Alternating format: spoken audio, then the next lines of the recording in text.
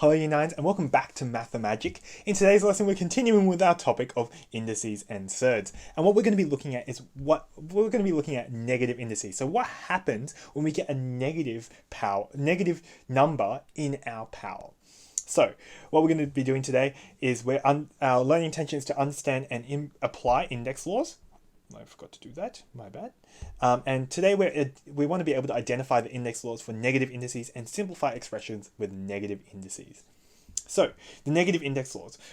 What we have here is when raising a term to a negative index, take the reciprocal. So negative index means we take the reciprocal of the term raised to the same positive power. So this might require us to actually review some of the stuff that we looked at when we looked at fractions last year and also earlier this year.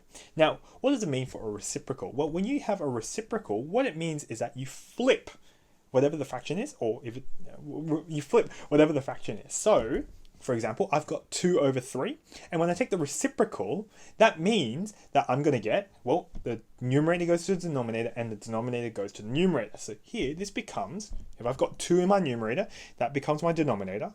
And if I've got 3 in my denominator, that becomes a numerator. So the reciprocal of 2 over 3 is just 3 over 2. Another example of this is if I've got a fraction 1 over 2, same thing. If I've got numerator is 1, that goes to my denominator. And my denominator is 2, and so that I've got that goes to the numerator. So I've got 2 over 1. Now, if you have a look at the second example, 2 over 1, that's a bit weird. We didn't actually write 2 over 1, we would just write that as 2. And so if you ever get just a whole number, so for example, if I get a whole number 2, that's just the same as writing 2 over 1, and if I reciprocal that, that just becomes 1 over 2. So the reciprocal of 2 is 1 over 2. If I've got the reciprocal of 3 using that same pattern, that just becomes 1 over 3. So you can also take the reciprocal of whole numbers as well. It doesn't just apply to fractions. We can actually rewrite our whole numbers as fractions and then just write them as a reciprocal that way.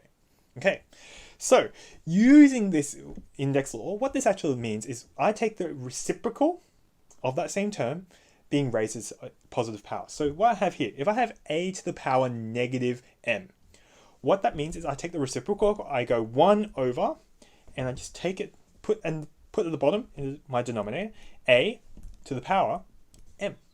Just the same positive power, but instead it's now the reciprocal. It's at the bottom of my fraction. It's in the denominator. So whenever you see a negative power, that just means you're taking the reciprocal. Now you can also rewrite positive powers. So here, if I've got a to the power m, I can use negative indices to actually rewrite that. That just becomes 1 over a to the power negative m. And so in a few examples that we're going to look at later in today's lesson, we're going to actually apply this index law as well.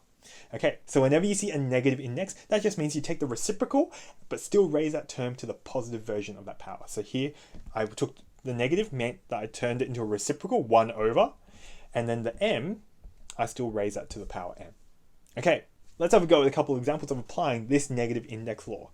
So, writing expressions with positive indices. So express each of the following with positive indices only. So here, or what we want to do, the result should only have positive powers. We don't want to have any negative powers in our result. So let's have a look at this first one, x to the power negative 2. X to the power negative 2. So here, when we see a negative, that just means I need to take the reciprocal. So this becomes 1 over x to the power 2. That's it. So when you see a negative power, that just means that you take the reciprocal of the same power, of the exact same positive version. So here, that negative, I turned it into a reciprocal, and that 2, I'm still just going to raise x to that power 2 there. Okay, so that's our first example. X to the power negative 2 just becomes 1 over x squared. Let's have a look at the next example. Next one, we've got 3a to the power negative 2, b to the power 4. Now this one, we have to be really careful. Be really careful. Notice that the negative 2 is only connected to the a term. Remember with algebra, we can actually rewrite this as 3 times a to the power negative 2 times b to the power 4. And so here, I'm not applying that negative 2 power to every term. I'm only going to be applying it to a. And so here, this becomes 3 times, well, a to the power negative 2, just like our first example, just becomes 1 over a squared times b to the power 4 at the end. And so when we simplify this, all the other terms, 3 and b to the power 4, they're not in my denominator. They're just going to be in the numerator. So here this becomes 3b to the power 4 over a squared. Now this would be different, and I don't have an example of this, but let's say, for example, you had 3a to the power negative 2. Now 3a to the power negative 2, this negative 2 is applying to everything inside 3a. So just like we did in the last lesson, we can actually use our a extended power law with our products. So here this becomes 3 to the power negative 2 times a to the power negative 2. And so what this means is this becomes 1 over 3 squared times 1 over a squared, using our negative index law. And because they're both in the denominators now, we can just multiply across. And so this becomes 1 over, now 3 squared is 9, and a squared just becomes a squared. So be really careful where your negative index is applying to. If it's only applying to one of our particular terms, we can only apply that negative index to that term it's connected to. Okay, so that's how we can rewrite negative indices into positive indices. We use that reciprocal, 1 over whatever that power is at the bottom. Okay. Now we can also rewrite some of our using our negative index laws. Using when we've got negative indices in the denominator, we can actually flip them back up and make them into positive indices. So here, express each of the following using positive indices only. So for the first example, if you remember that second version that we have, we can rewrite 1 over a negative indices just to become the same equivalent positive indices, just without the fraction. So here, when I've got 1 over c to the power negative 2, this just becomes 1 over c squared. And when we have that, that just becomes c squared. When we take the reciprocal of a reciprocal, it just gives us our original thing. So here this becomes c squared. Okay, this one is a little bit trickier. Now here, when we've got this particular one, we've got x to the power negative 3 and y to the power negative 5. Now, with our term in our denominator, when we take the reciprocal, we just flip that and it goes into the bottom. So here, when I take that x squared, that's just going to go to the bottom of my fraction. So at the bottom of my fraction, I'm going to get x cubed. But if we have it at the bottom, like this y to the power negative 5, what it does is flips it and makes it a whole number. And so that means that here, it goes to the top of my fraction. I take the reciprocal. So I get y to the power 5.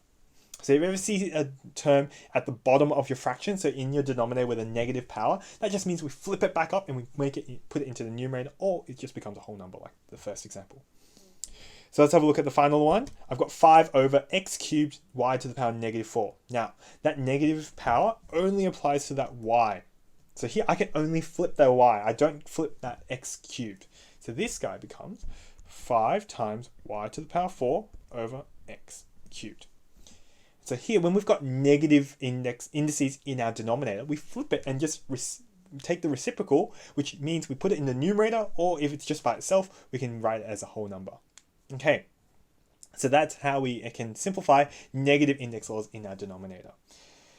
Now, the final bit is we can actually also evaluate numbers, just like we did in the last lesson, when we've got indices for them. So here we can evaluate numbers. We're going to have a go at evaluating numbers without a calculator now. So express the following using positive powers only. Then evaluate them without using a calculator. We're going to try and do this without using a calculator. Okay, so first one, 3 to the power negative 4. Now when we apply that indices, just remember negative just means we take the reciprocal. So this becomes 1 over, and negative, we just take the power left over, so 3 to the power 4.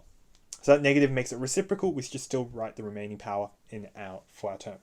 Now we want to just evaluate this. So 3 to the power 4. Now 3 to the power 4, we just multiply 3 times 3 times 3 times 3.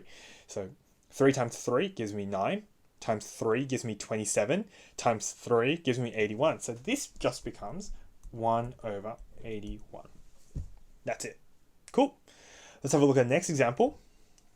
So here I've got a negative index in the bottom part of my fraction. So when I have that, that means I flip it, put it back up on the numerator, or in this case, it's just going to become a whole number, and just write the remaining power still there. So here this becomes negative 5 times 3 to the power 2. That negative means I flip it back up to the top, and then I still have that remaining power 2 here. Okay, now 3 to the power 2. 3 to the power 2 is 3 times 3. 3 times 3 gives me 9. So this is 5 times 9. Okay? And so negative 5 times 9 will give me negative 45. And that's how we can simplify this. Now, if you're not sure how to do this and you're not sure about your answer, you can always put this in a calculator and just check that you got the right thing. So here I've got negative 5 over 3 to the power negative 2. And here I got negative 45. And so you can check your answers if you're not quite sure. Let's have a look at this in the last one. Now the last one, we've got 2 over 3 to the power negative 4. Now that negative 4 is applied to both the 2 and the 3, just like we looked at in the last lesson when we looked at division. And so what we did in the last lesson was we applied that index on the outside to both of my numerator and my denominator separately. So here this becomes 2 to the power negative 4 over 3 to the power negative 4. And so here I've applied the index to both of those terms individually. Now what we can do, we can deal with the negative index. So negative just means we take the reciprocal. So the numerator is going to flip to the denominator is going to flip to the numerator. So here this just becomes 3 to the power 4 over 2 to the power 4. And so we can evaluate 3 to the power 4 and 2 to the power 4. So 3 to the power 4, which we found in the first part, is just 81 over 2 to the power 4 is just 2 times 2 times 2 times 2. So 2 times 2 gives me 4. 2 times 4 gives me 8. 2 times 8 gives me 16. So this becomes 81 over 16. Now another way you can also do this, I'm going to show you another way you can do this, is we can deal with the negative index first and then just apply the power 4. Now when you see that negative, that just means you take the reciprocal. So this just becomes 2, when you take the reciprocal, we flip the fraction, and so this can just become 3 over 2 to the power 4. Notice here, I've gotten rid of that negative index, and here I've just written it as a reciprocal. I flipped my fraction. That 2 has now gone to the bottom of my fraction, and that 3 has gone to the top of my numerator. So we can, that's another way that you can do this, and just like we did in the last lesson, we can apply that index, the division, extended power law for division. So here, 3 to the power 4 over 2 to the power 4. And this is the exact same answer, 81 over 16. Okay, so that's it for today's lesson when we're looking at negative index laws. Let's just sum up what we looked at in today's lesson. In today's lesson, we looked at negative index laws. And so what happens when you take a negative index is that you take the reciprocal. You flip your fraction upside down. And so if you've got anything at the top, it goes to the bottom. If you've got anything at the denominator, it goes back up to the top. And in the case where it's just a term by itself, it just means we write 1 over that term. And so we went through a few examples of doing this, and particularly we noticed that the negative index, it only applies to the terms that have the negative index, and we could also evaluate some numerical values using our negative index laws. So that's it for today's lesson, Year 9. Hopefully that was helpful, and if you're not sure about anything, feel free to email or leave a comment on the Google Classroom. I'm more than happy to try and answer your questions. But until then, I hope you guys are staying safe wherever you are, and I'll see you in the next video. Bye!